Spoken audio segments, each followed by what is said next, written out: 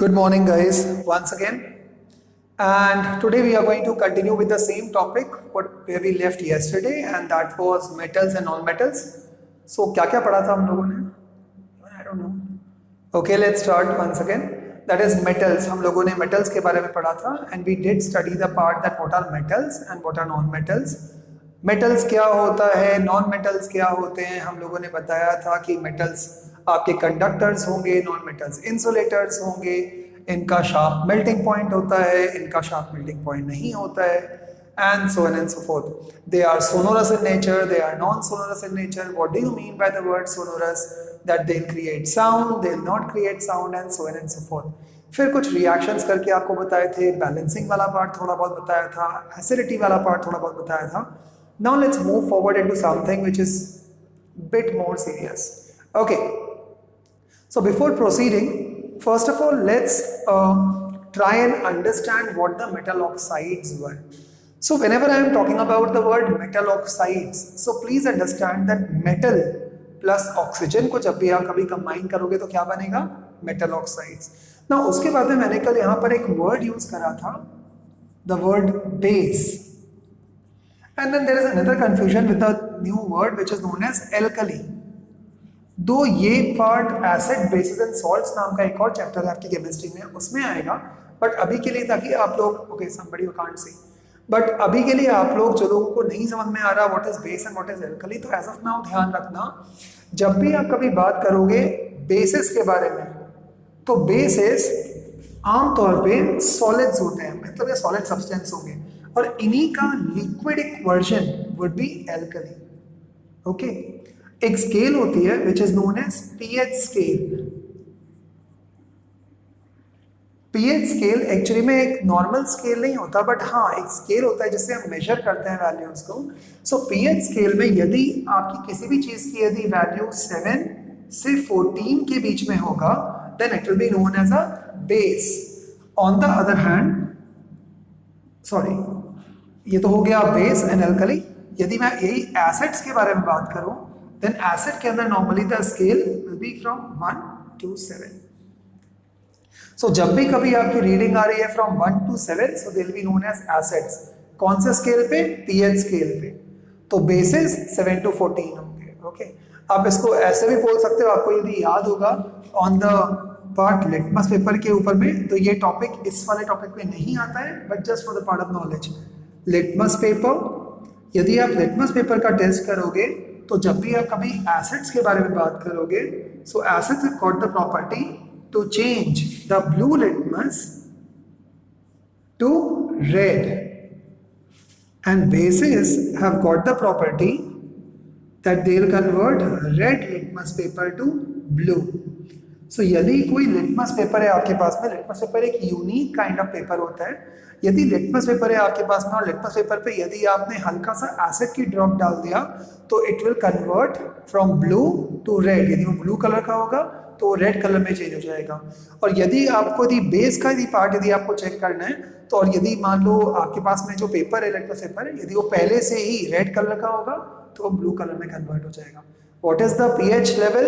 The pH scale of bases normally would be from between 7 to 14, and for acids will be from 1 to 7. That's so simple. जितना stronger base होता है उसकी value 14 के आजू बाजू में होगी, 13.2, 13.1, 13.9, और जितना weak base होता है वो 7 के तरफ में होगा. जैसे water का जो pH होता है that is 7. But sir, why are you discussing about this part and metals and non-metals? Because next topic was पर ये इसलिए. Now let's drop this. और लोग बात बड़े लगे हुए हैं YouTube पर, सर स्पेलिंग गलत कर दी. हाँ मतलब मुझे मालूम है स्पेलिंग गलत कर दी, गलती थी, हो गई गलती, इट्स ओके. सब चिल्लाए जा रहे हैं सर गोरिल्ला की स्पेलिंग गलत है, मिलो तुम लोग बाद में. खैर एनीवे, सो काम की चीज पर आते हैं गाइस, वो तो जोक था. मेटल्स एंड नॉन मेटल्स के अंदर कल अपन ने एक रिएक्शन लिखा था which was metal plus oxygen will give you metal oxide. Metal plus oxygen, shortcut, oxygen will give you metal oxide.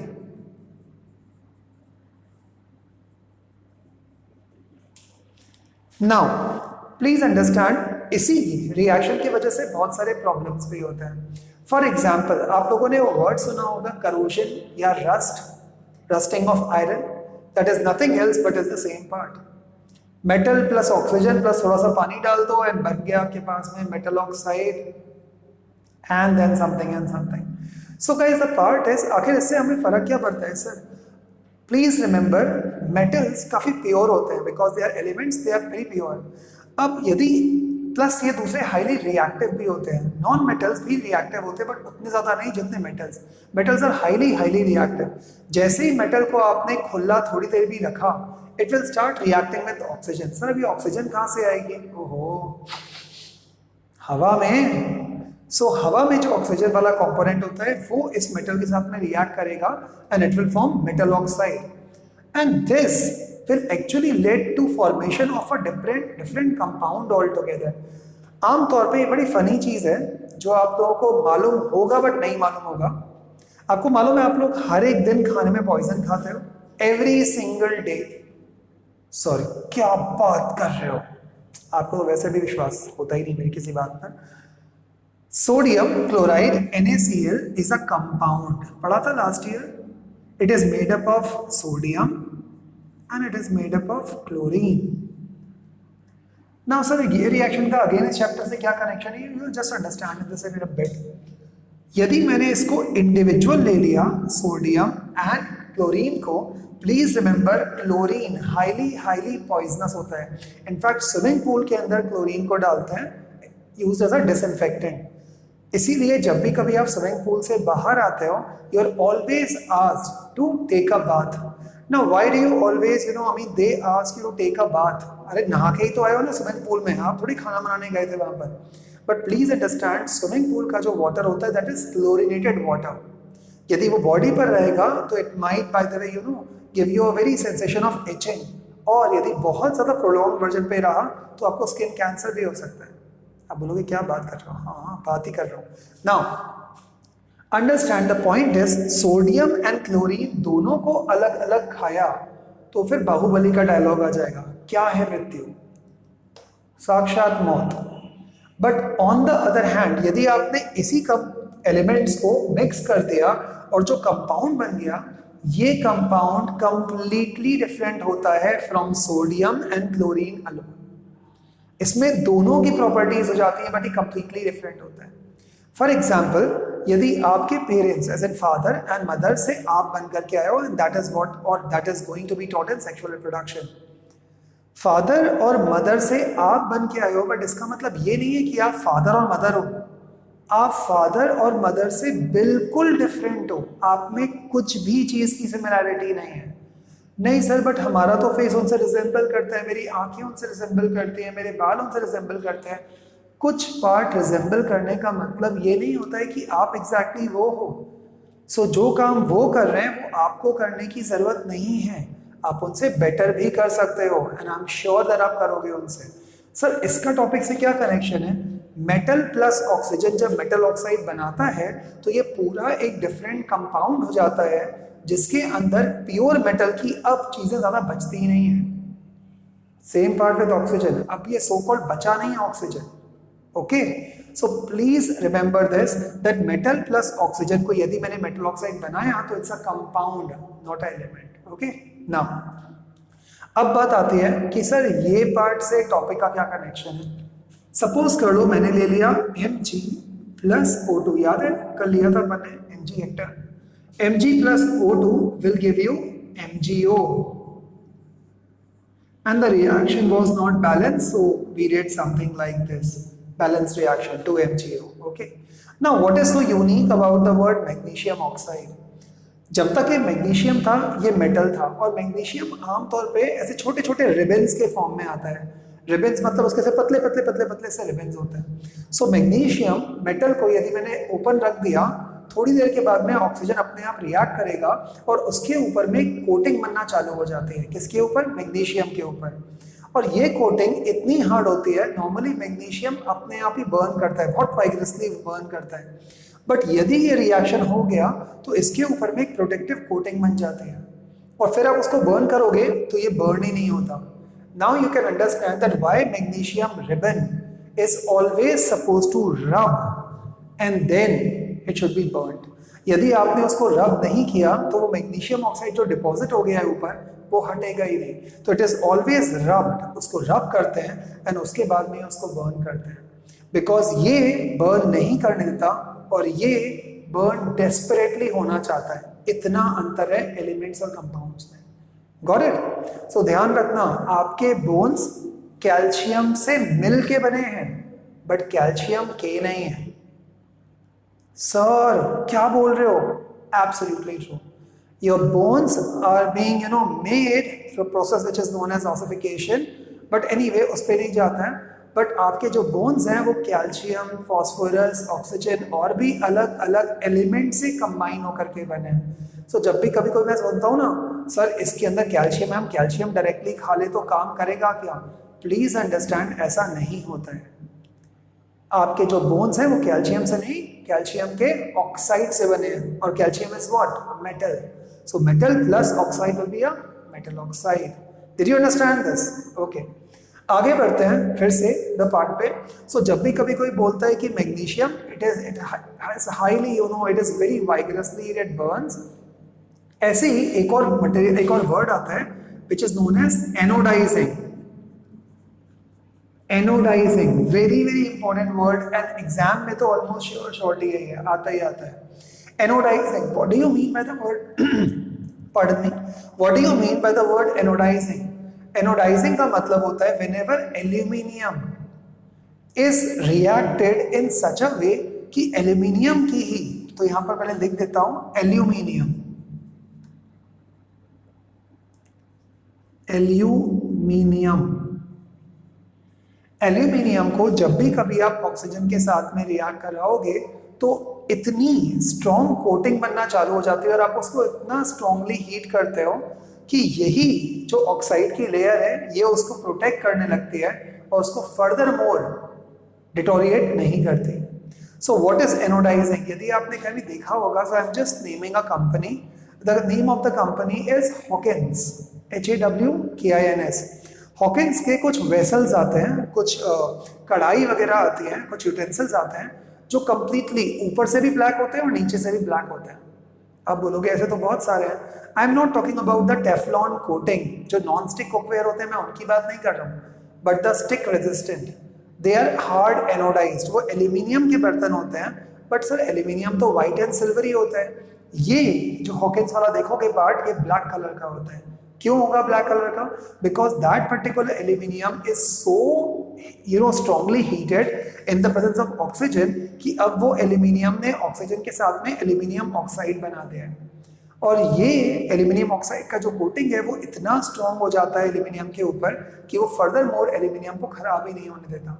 तो वो जो कढ़ाइयाँ हैं वो लाइफ लॉन्ग चलती ही रहती हैं, कभी खराब नहीं होती। Okay, now let's move ahead.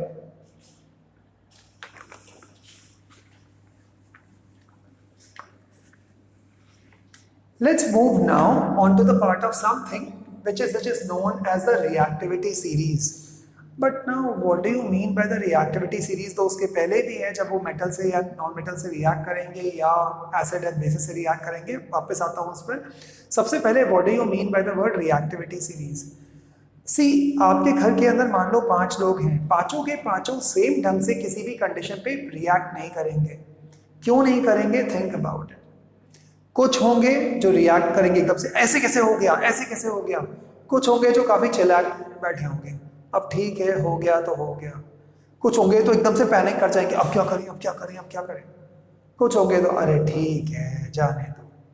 इसका मतलब है सबकी रिएक्टिविटी अलग अलग होती है। So let's talk about the word the reactivity series. Reactivity series. Now reactivity series के अंदर हम लोगों ने मेटल्स को 3 तरह के रिएक्टिविटी सीरीज में डिफाइन करा हुआ है, based on to the part of high reactivity,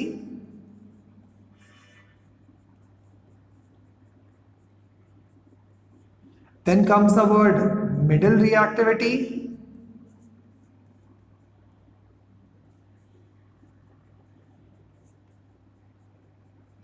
and then comes the word low reactivity.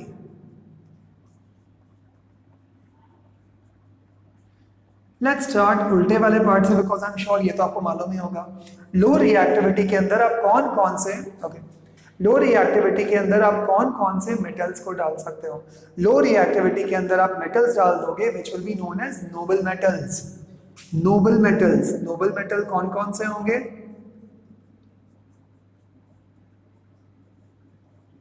जो काफी एक्सपेंसिव होते हैं।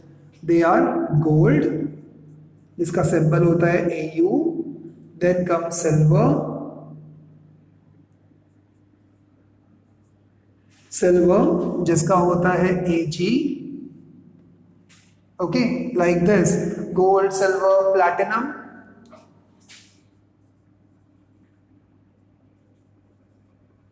PT, लेड भी इन अ वे, बट खैर इतना ही काफी है। Okay, so these particular metals are very very very less reactive. What do you think high reactivity में कौन कौन आ जाएंगे? कौन कौन से ऐसे वाले so called आपके पास में metals होते हैं जो कि high reactivity के अंदर आएंगे? Think about it. First one can be magnesium,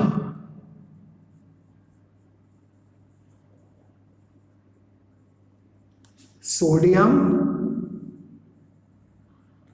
potassium. They all are highly reactive in nature. In fact, ये जो पोटेशियम होता है इसको तो हम बाबा जी का चूरन बोलते हैं। आप बोलोगे क्या?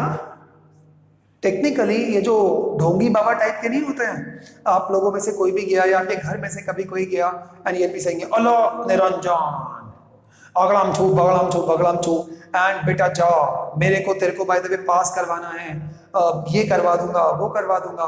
इनके पास में वो सो कॉल्ड एक चोगा सा होता है कि पहने होते हैं कुछ एक ड्रेस टाइप का, ऐसे हवा से करते हैं और एकदम से रात बन जाते हैं। कैसे लगता है? कैसे बनते होगे?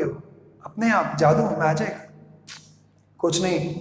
बाबा जी ने क्या किया होता है, यहाँ पर जैसे ये जो थ्रेड है इस तरह का बहुत मोटा सा एक थ्रेड पहना होगा, या यहाँ पे कुछ एक छोटी सी एक पोटली होती है, उसमें से फटाफट ये लोग ऐसे करके ऐसे पोटेशियम निकालते हैं। जैसे ही लिया and it will start burning, ये इमीडिएटली बर्न करना चालू कर देता है। पोटेशियम, सोडियम बहुत जल्दी बर्न कर जाता है। जब ये बर्न करता है तो बाबा जी को उसको बुझाना भी होता है, so they will do it like this and it's done, काम खत्म। बाबा जी का जो highly reactive, so they are very highly reactive. They can displace any other metal, वे किसी भी दूसरे वाले मेटल को डिस्प्लेस करके उसकी जगह पर जा सकते हैं। नोबल मेटल्स, ये भगवान वाले टाइप के मेटल्स होते हैं, कभी रिएक्ट नहीं करते, इसीलिए इन सब की कीमतें बहुत ज्यादा होती हैं, क्योंकि यदि आपने इनको स्टोर करके रखा तो लाइफ लॉन्ग इनको कुछ नहीं होने वाला। Why? Because they will not at all react. They will not react with oxygen and they will not form metal oxide. While these will form immediately metal oxide form करेंगे। Then comes the word middle reactivity. अब आप मुझे बताओगे कि middle reactivity के अंदर कौन कौन से वर्ड आ जाते हैं? Which all words do you think? Common sense, zinc. Which one? Which else? It is iron. So आप इसी को zinc को लिख देता हूं यहाँ पर. So it will be zinc, that is Zn, and iron, which is Fe. So zinc कह रहा है iron. Zinc, iron ऐसे तो और भी होते हैं by the way. आपके they will be middle reactivity, जो कि कभी रिएक्ट करते हैं कभी नहीं करते हैं, मॉडरेट रिएक्टिविटी होती है। तो मिडिल रिएक्टिविटी भी आप बोल सकते हो या आप इसको मॉडरेट रिएक्टिविटी भी बोल सकते हो। This word looks better, right? अब आपको मालूम पड़ चुका है कि जब रिएक्टिविटी सीरीज को ऐसी है आपके पास में, सो प्लीज रिमेंबर कि ये मेटल्स बहुत जल्दी रिएक्ट करते हैं, तो क्या इनको खुला छोड़ना, लूज ऐसे स्प्रेड करना चलेगा? नहीं। क्यों? Because they are highly reactive. They'll immediately form metal oxides. What do you think about the low reactivity? Actually, I'm getting shifted again and again because आज मैंने purposely कैमरे को zoom पे डाला हुआ है because some of the guys said that they could not see the board properly. As in वो थोड़ा दूर हो जाता होगा might be. So low reactivity के अंदर noble metals which can be preserved for long amount of times, they do not generally react with oxygen. Then comes the word moderate reactivity like zinc and iron. एकदम से नहीं करता but react करेगा पक्का। Okay. अब आ जाते हैं दोबारा से द वर्ड किस पर, that is the word, suppose कर लो मैंने बोला मेटल ऑक्साइड्स या metals plus water, this is a chemical reaction. यदि मैंने मेटल्स प्लस वाटर बनाया या डाला तो वापस से मेटल ऑक्साइड ही बनता है, metal oxide and plus and okay and metal oxide के बाद में which particular gas do you think will be going outside, and that will be hydrogen. आमतौर पे हाइड्रोजन जब भी आप कभी बनाते हो तो ऐसे एरो बना देना, because this arrow shows that hydrogen is lighter than air, तो वो अपवर्ड डिस्प्लेस हो जाते हैं, ऊपर चले जाते हैं। Okay, now so metals plus water will be giving you metal oxide plus hydrogen, but इसके अंदर भी कुछ एक्सेप्शंस हैं। फॉर एग्जाम्पल एक्सेप्शन का मतलब जो इस रूल को नहीं मानता। Guys please do comment if you can see this video properly, और एल्स कल मैं फिर से अनजूम काइंड ऑफ कर दूंगा, you know, because it becomes anyway. Exception can be magnesium. अब आप बोलोगे सर मैग्नीशियम क्यों एक्सेप्शन है? Magnesium does not form metal oxide, it will not form metal oxide, in fact it will form hydroxide. What do you mean by hydroxide? This is known as hydroxide.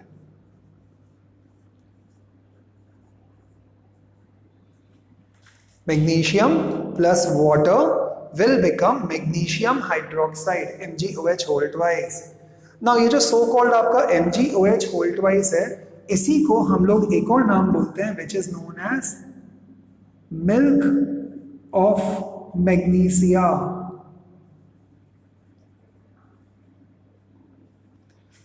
Sir milk of magnesia मतलब कि milk है? No no, this milk of magnesia is used as an antacid. अब आप बोलोगे ये antacid क्या होता है? मिल्क ऑफ मैग्नीशिया क्या है, OH क्या है? Let's see this. जब भी कभी आपने, अच्छा आप लोगों ने ये बहुत तिखट या तीखी कोई मिसल पाव टाइप की कोई चीज़ खाई है, या मिर्ची पकौड़े समथिंग कभी जो बहुत ज़्यादा मिर्ची वाले होते हैं, उसके बाद में क्या होता है? एग्जैक्टली जो आप सोच रहे हो वही होता है। पेट के अंदर से अजीब अजीब सी अर्थक्वेक टाइप की आवाज़ें आएंगी, गुड़ुम गुड़ुम गुड़ुम गुड़ुम गुड़ुम गुड़ुम। So this simply shows that body के अंदर जो आपका एल्कली और जो आपका एसिड वाला जो पार्ट है उसका रेशियो एंड प्रोपोर्शन थोड़ा सा गड़बड़ हो गया है। नाउ सिंस बॉडी के अंदर एसिडिटी बहुत ज़्यादा हो गई है, उससे बचने के लिए doctors will always give you some medicine like Gelusil देते हैं, डाइजीन टैबलेट्स देंगे। So those particular kind of tablets और medicine are come into the category of or will come into the category of antacid. So what is an antacid? It is a medicine which cures acidity or which relieves acidity. So milk of magnesia इसका common name है जिसको आप बोलते हो magnesium hydroxide, which is used as an antacid. Okay. So ध्यान रखना, metals plus water will give you metal oxides plus hydrogen. But on the other hand इसका exception कौन सा हो जाएगा? It is going to be magnesium. Okay, so magnesium आमतौर पे क्या करेगा? वो मेटल ऑक्साइड नहीं फॉर्म करेगा, वो क्या कर देगा? मेटल हाइड्रोक्साइड करेगा। So Mg plus H2O will give you MgOH whole twice. Correct, आगे बढ़ते हैं।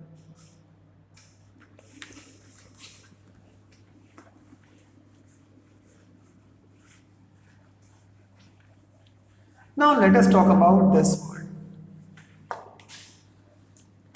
सपोज कर लो मैंने यहां पर एक रिएक्शन लिखा, आपको मालूम है मेटल्स आमतौर पे बेसिस होते हैं, right, and non metals acids.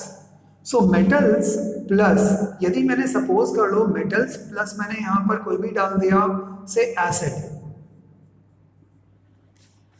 ये है बेस, ये है एसिड। जब भी कभी बेस और एसिड की रिएक्शन करोगे तो it is known as neutralization reaction.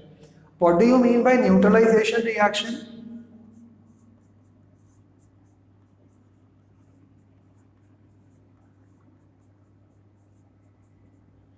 Neutralisation का मतलब एसिड्स हैं, एसिड्स एसिड्स है का मतलब आपने देखा था अभी पीएच वैल्यू उनकी कितनी होती है, from 1 to 7, while basis 7 to 14। जब ये दोनों मीट करेंगे तो एग्जैक्टली कोई न्यूट्रल चीज बनाने की कोशिश करते हैं। सो जब भी कभी न्यूट्रलाइजेशन रिएक्शन होती है तो इसका मतलब metals plus acids will always give you very very important salts या salt plus H2 hydrogen gas once again, that is metals plus acid will give you salt plus H2। तो अब बात आती है sir metals plus acid, let's take an example। so which example should I take? I'll take, suppose कर लो मैंने कोई भी एक metal ले लिया, से मैंने ले लिया सोडियम Na प्लस मैंने ले लिया HCl, Na plus HCl। अब देखते हैं क्या हो जाएगा। so this particular reaction, Na is a metal, HCl is a non-metal, तो Na plus Cl, तो यहां पर क्या बन जाएगा NaCl प्लस ये जो H बचा हुआ है ये H आ जाएगा यहां पर। बट सर आपने H2 क्यों लिखा है, यहाँ तो सिंगल H है, तो वंस अगेन क्या करना पड़ेगा आपको, इसे बैलेंस करना पड़ेगा। सो यदि वहां पर 2 H थे आपके पास में तो आपने यहाँ पर 2 ले लिया, 2H हो गया तो यहाँ पर 2Cl भी होगा, 2 यदि यहाँ पर Cl आ गया तो यहाँ पर भी 2Cl करना पड़ेगा, यदि यहाँ 2Cl कर दिया तो 2Na भी करना पड़ेगा, तो यहाँ पर 2Na। So this is the reaction. That's how you balance the reaction. So 2Na plus 2HCl will give you 2NaCl plus H2 gas. So sodium plus hydrochloric acid will give you sodium chloride plus hydrogen gas. और hydrogen gas के वहां पर मुझे एक arrow बनाना पड़ेगा which shows it is going upwards. Hopefully you must have understood this. Okay? But इसके अंदर भी कुछ exceptions होते हैं। आप बोलोगे सर फिर से exception, मजबूरी, कुछ नहीं कर सकता। So मजबूरी के अंदर, exception के अंदर कौन सा वाला पार्ट आ जाएगा, यदि आपने एसिड के जगह, मतलब एसिड ही लिया लेकिन एसिड्स में भी बहुत सारे होते हैं। For example HCl is an acid which is known as hydrochloric acid। जो आप विनेगर खाते हो चाइनीज फूड के अंदर, vinegar that is also known as acetic acid, sulphuric acid भी होता है, नाइट्रिक एसिड भी होता है, ऑक्सैलिक एसिड भी होता है। ओके, सो अभी हम बात करेंगे HNO3। यदि आपने मेटल प्लस HNO3 के साथ में रिएक्शन करवाया, मेटल्स प्लस HNO3, ध्यान रखना इट इज अ वेरी, इसको बोलते हैं nitric acid, nitric acid. Nitric acid is a very, very, very strong oxidizing agent.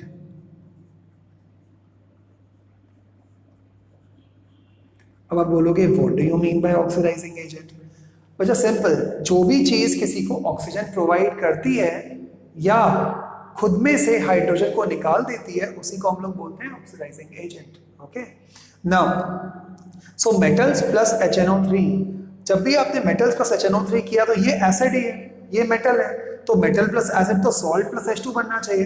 Absolutely right, salt ही बनता है, बट साथ में क्या बन जाएगा, यदि मेटल्स प्लस HNO3 किया तो साथ में क्या हो जाएगा, salt plus water plus H2 gas भी बाहर निकल जाता है। So please remember, metals plus HNO3 will give you salt plus water, okay, will give you salt plus water plus H2, okay। Now यहां पर आप जब भी कभी बोलोगे सर ये सॉल्ट किसका होगा, तो आमतौर पे ये नाइट्रोजन का सॉल्ट होता है, that is oxides of nitrogen बोल देते हैं इसको। तो मैं सॉल्ट की जगह पर यहां पर लिख देता हूं, इट विल बी ऑक्साइड्स, या एक काम करता हूं सॉल्ट हटा देता हूं। So let's write it like this, so it will B oxides of nitrogen, oxides of nitrogen। So oxides of nitrogen plus water plus H2, okay। now कई cases के अंदर normally you will not find, bye the वे, अच्छा तो फिर अपन ने वो कहां चला गया, यहां से सॉल्ट तो डाला ही नहीं, तो